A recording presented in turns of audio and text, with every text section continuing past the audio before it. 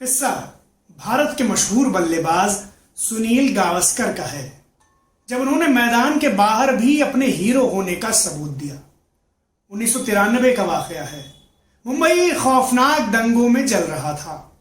उन दिनों Gavaskar sports field नाम के एक अपार्टमेंट में रहते थे।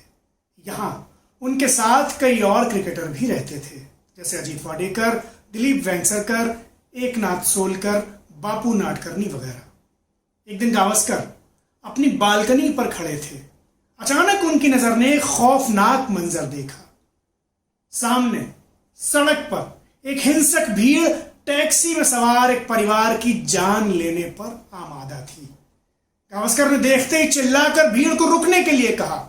इसके बाद फौरन इंटरकॉम पर अपने साथियों को खबर की, बिजली की रफ्तार से नीचे उतरे, सड़क पर पहुंचे। उनके साथ एकनाथ सोलकर भी थे।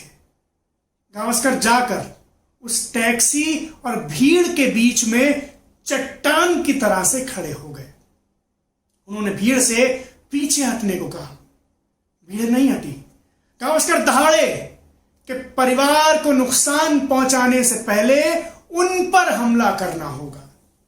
इतनी देर में गावस्कर के बाकी साथी क्रिकेट स्टार्स अजीत वाडेकर, दिलीप वेंगसरकर, बापू नाडकर्णी वगैरह भी वहां पहुंच गए।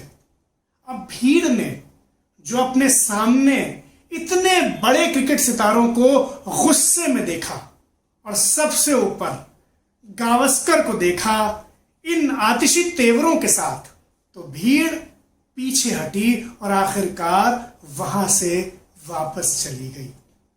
इस तरह गावस्कर ने उस दिन दंगों के ऐन बीचों बीच उतरकर एक परिवार की जान बचा ली और मैदान के बाहर भी यह साबित किया कि वो कितने अजीम इंसान हैं।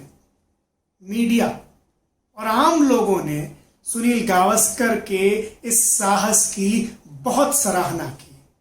कुछ लोगों ने तो यहां तक कहा कि गावस्कर का काम गांधी जी की याद दिलाता है।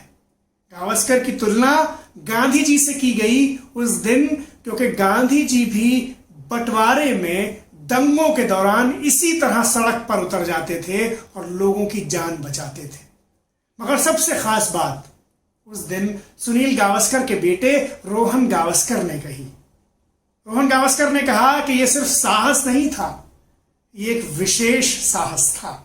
यह सिर्फ करेज नहीं था, यह स्पेशल करेज था, क्योंकि दंगों के बीचों बीच दंगाइयों में उतर जाना और उनमें उतरकर एक परिवार को बचा लेना, एक ऐसा कारनामा था जो सैकड़ों सालों तक न सिर्फ खिलाड़ियों बल्कि सारे इंसानों को एक तहरीक देता रहेगा और यह भी बताता रहेगा कि सुनील गावस्कर न सिर्फ अपने हुनर, अपनी बल्लेबाजी में बड़े थे, बल्कि एक इंसान के तौर पर भी बहुत बड़े आदमी।